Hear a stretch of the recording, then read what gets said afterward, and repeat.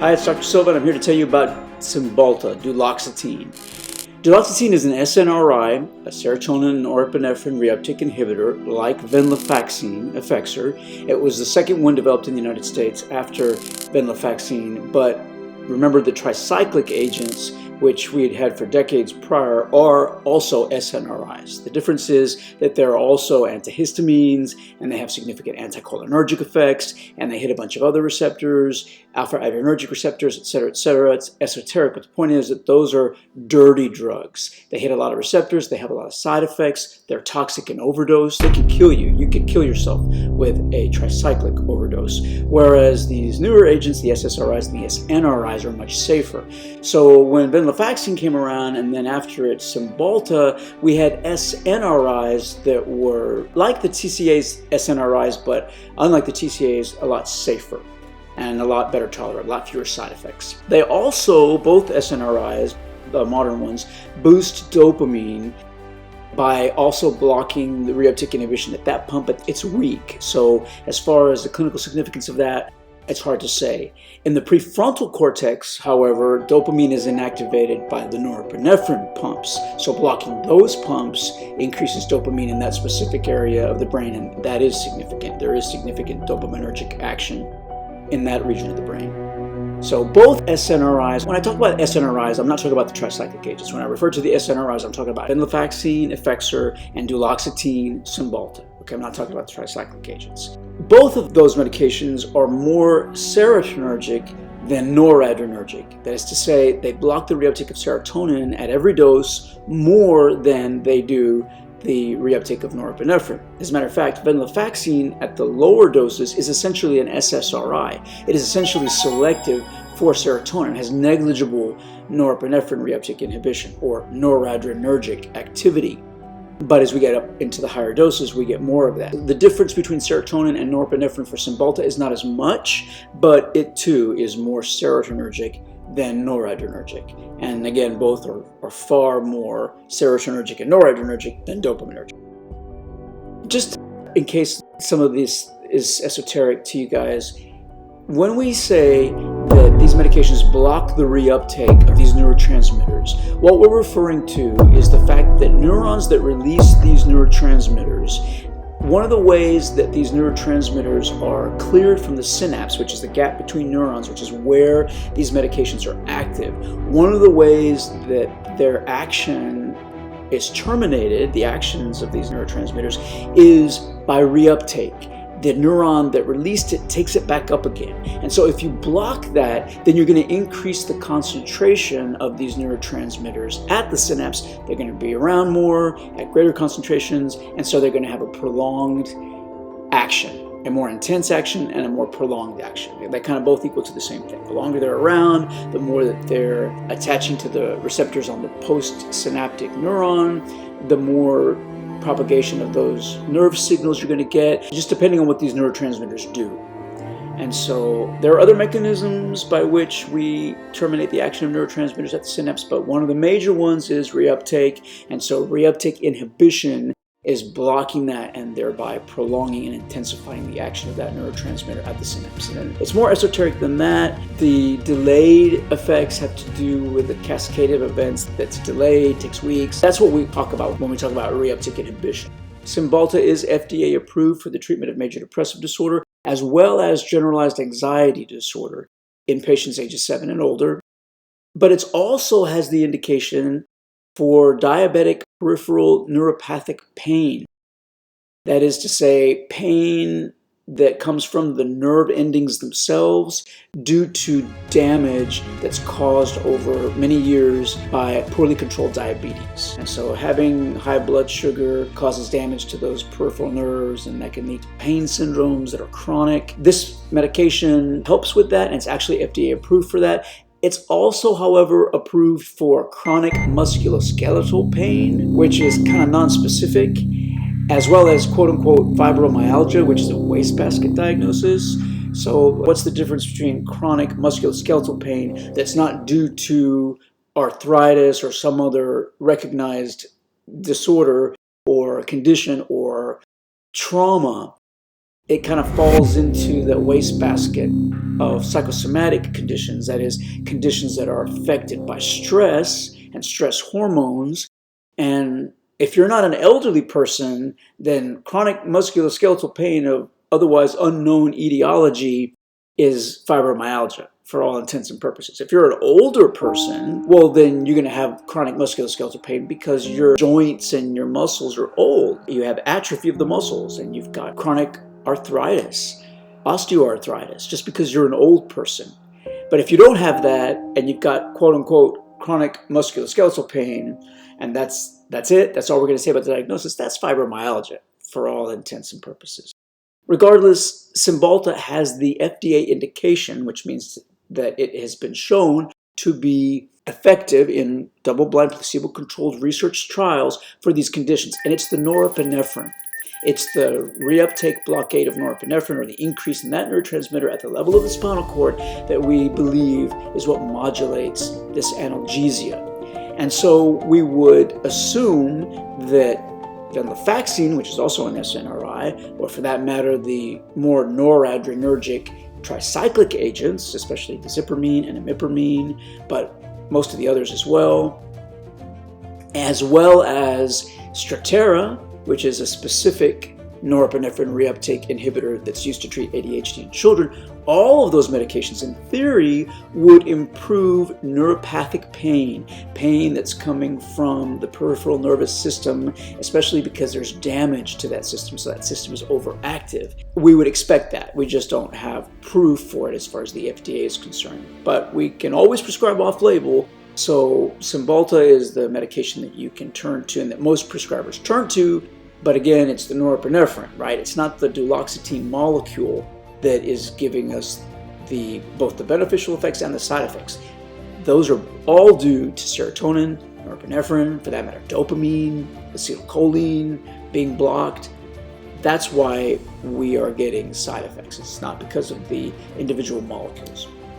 We tend to dose higher in the pain syndromes, and this is ironic because there's really no evidence, no research to show that doses above 60 milligrams are actually any better for fibromyalgic pain or neuropathic pain. We use Cymbalta and other SNRIs off-label to treat neuropathic pain syndromes other than from diabetes, but we tend to go as high as 120 milligrams. And again, that's ironic because both the recommended daily dose and the recommended maximum dose is 60 milligrams a day, which is the same as the recommended dose for generalized anxiety disorder, by the way. Anxiety usually requires higher doses than depression. But as far as 120 milligrams, where that came from was a relapse prevention study. There's limited research to show that in patients that have already relapsed with their clinical depression, so they have depression, they get better, then they relapse, that by increasing their Cymbalta to 120, those patients not only responded to that increase, but they went back into remission. They remitted. And so for endogenous depression, like major depression, if you have a patient on duloxetine who relapses, there's evidence to show that doubling the dosage brings them back and keeps them in remission. But that research is limited and it doesn't have anything to do with pain. So I can just tell you that clinically off-label, doctors are prescribing up to 120 milligrams of Cymbalta in particular on a routine basis. It's also approved in other countries for the treatment of stress urinary incontinence. Stress incontinence is when you have leakage of urine from the bladder in little spurts, usually because of a sneeze or a cough. You see it really in women, particularly postmenopausal women that have had children, maybe. There's a weakening of the pelvic floor muscles. Kegel exercises are the ones that are recommended to do for improvement of muscular tone and to improve stress urinary incontinence. But you could also give anticholinergic medication. Anticholinergic medication tends to increase the bladder tone, and actually it makes it more difficult to empty the bladder. And so Cymbalta does this through epinephrine's actions on acetylcholine. So it's actually the increase in norepinephrine, which is a major neurotransmitter for the sympathetic nervous system, the fight or flight nervous system, that tends to inhibit acetylcholine. So you get a relative anticholinergic action. And when acetylcholine can't act on the level of the bladder, you get increased bladder tone. It's harder for the bladder to relax, and you get urinary retention as a side effect, which can be a real problem, particularly in the elderly. But in patients with stress urinary incontinence, it's a nice and convenient antidote. So it's not approved for that in the United States, but it is used quite a bit off-label for that. And again, other countries, you do see that indication. Side effects. Well, the usual suspects. I always say any medication can cause nausea, headaches, and diarrhea. Again, these are due to the neurotransmitters, right? So the diarrhea is due to having serotonin at the gastrointestinal tract where we don't want it.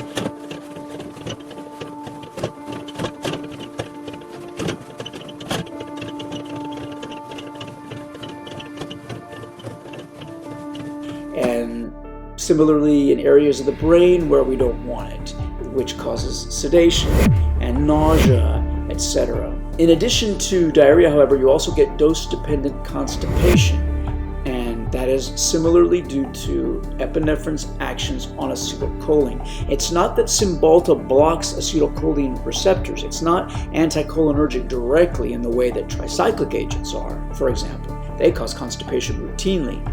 No, this is causing constipation because you're increasing sympathetic tone.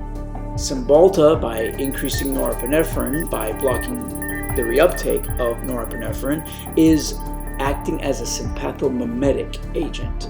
And that causes constipation because really you don't want to be having bowel movements when you're trying to fight or flee. When you're having a sympathetic discharge and you've got adrenaline, that's what epinephrine is. Epinephrine is adrenaline, norepinephrine, noradrenaline. Those are the brand names, adrenaline and noradrenaline. But when the body releases those chemicals, the last thing you want to do is take a break from your escape route to take a big dump. And so it just makes sense that norepinephrine is going to inhibit acetylcholine, which is going to inhibit bowel movements and emptying your bladder.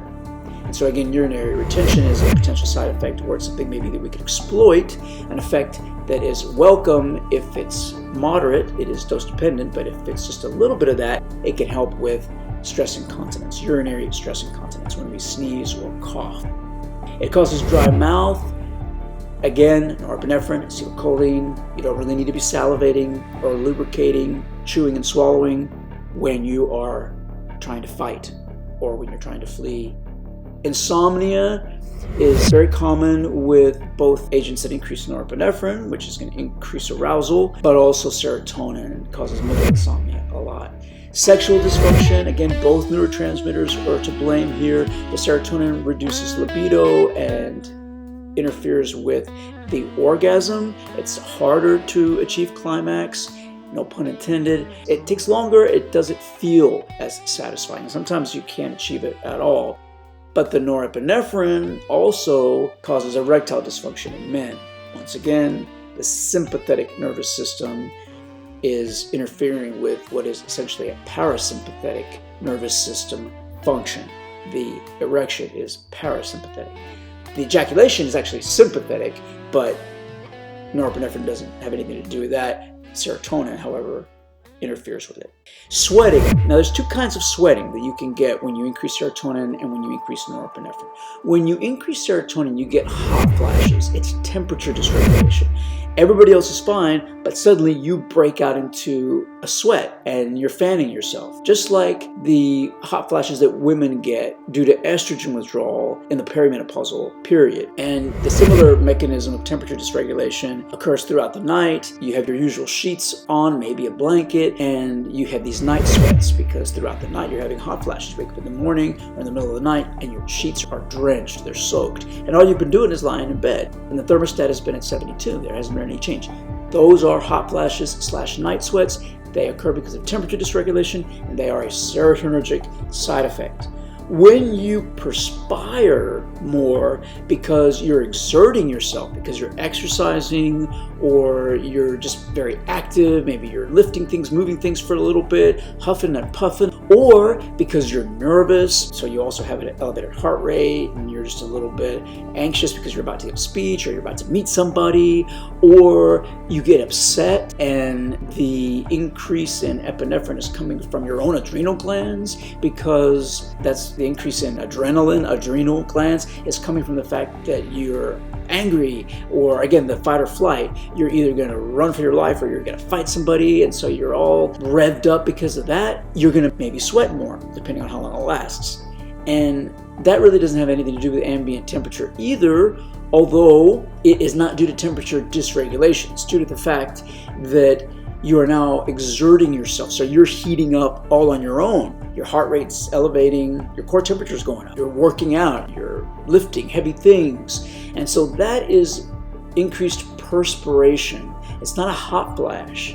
And when it's really significant, you could be drenched. When I take bupropion, Wellbutrin, which also blocks the reuptake of norepinephrine, I sweat bullets. If I'm at the gym and I'm just noticing that I'm way more wet, my face, way more when I'm on a medication that increases norepinephrine. So 2 different kinds of increased sweating. Hot flashes, not to be confused with increased perspiration upon exertion or when you are amped up due to norepinephrine. 2 different neurotransmitters that are mediating that. The rest of it is a little controversial. Hepatotoxicity has been seen, and so there's some concern. You can more often see elevated liver function tests that are benign, but really any medication can do that. There's not a lot of evidence really that Cymbalta is particularly hepatotoxic, but if a person's already in liver failure, you definitely don't want to use Cymbalta.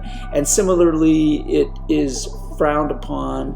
It's a relative contraindication to use it in someone with severe alcoholism, because those individuals, if they're drinking really heavily every day, they already tend to have a fatty liver. They already tend to have elevated liver transaminases, the liver function tests, the enzymes, liver enzymes, and that's just a direct indication of liver inflammation. And so if you're concerned at all about the liver, Cymbalta is not the best medication to choose.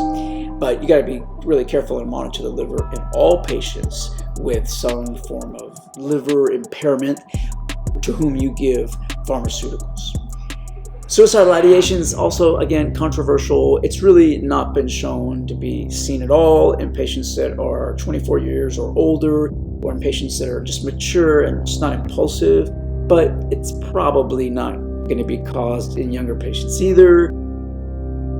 I did a separate video on that controversy, but you're going to want to monitor patients, particularly if you're treating them for depression or anxiety for that matter. A lot of times patients with depression and anxiety are at greater risk for suicidal ideations and behaviors. So Cymbalta is not going to make anybody want to kill themselves, but you definitely always want to ask patients before and after starting a medication that can impact their mood, even if they've never been suicidal or they've never had those serious thoughts before in their life.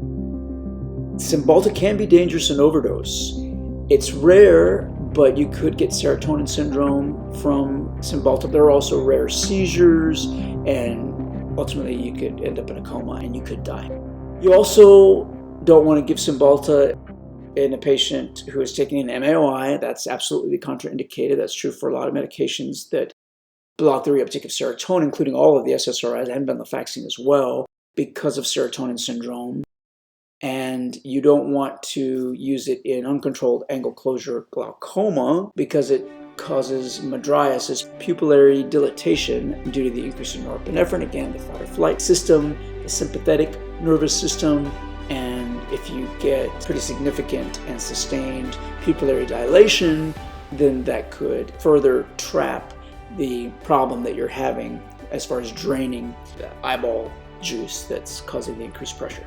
Diaridazine, which is a dinosaur medication, is a first-generation antipsychotic agent, Mellaril, and it has significant prolongation of the QTC interval on the EKG, so it can cause arrhythmias, cardiac arrhythmias. It could be potentially fatal.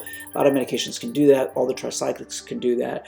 But because Cymbalta has a drug-drug interaction with diaridazine, it increases the serum concentration of diaridazine, which could lead to potentially fatal cardiac arrhythmias. That's an absolute contraindication. And actually, Cymbalta has several significant drug-drug interactions. That's up to your prescriber, your clinician, to be aware of what medication Cymbalta interacts with. These are liver enzymes that are responsible for breaking down these medications and clearing them so that the liver can clear them. So if you have a medication that induces or suppresses these enzymes, then you can have levels that go up and down, and that can affect the blood levels of these other medications, and that could lead to usually increased side effects, but also sometimes toxicity. There are relative contraindications for Cymbalta as well, such as, for example, bipolar disorder. If it's well controlled, you can certainly use noradrenergic and, for that matter, serotonergic agents in patients with bipolar disorder. But in patients who are acutely manic, for example, you definitely wouldn't want to use a noradrenergic agent. You don't want to increase adrenaline when you've got somebody who's already going 100 miles an hour. Serotonin, I think there's less of a concern for exacerbating acute mania, but you certainly can do it and certainly can affect a person's judgment. If they're manic already and you increase serotonin, that could really impair their judgment by exacerbating their mania. And so even though they may not be any more sped up, any more revved up because of the serotonin, they're going to be more manic, they're going to be less inhibited, they're going to be more expansive, and their judgment's going to be impaired. Cymbalta can cause a discontinuation syndrome.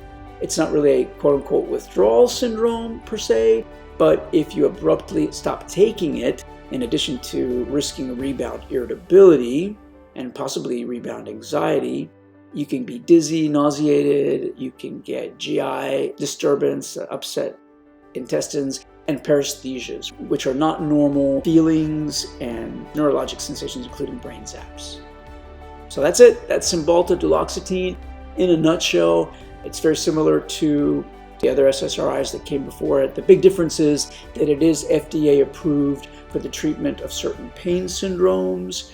And so we have direct evidence to show that it is effective. Probably you don't need to go too much further than 60 milligrams though. And then it also is used a whole lot for stress urinary incontinence, and it is also approved for that in other countries. Tricyclic agents, however, which are directly anticholinergic, are also very good for stress urinary incontinence, and imipramine, which is tofranil, is actually approved for that in the treatment of nocturnal enuresis, bedwetting in children. So there you have it. You could use imipramine, and that's FDA approved for the treatment of nocturnal enuresis, but you could certainly use it for stress urinary incontinence, and technically you'd be off-label, but we prescribe off-label all the time, and certainly that to me is evidence that it works for both conditions. Thanks for listening.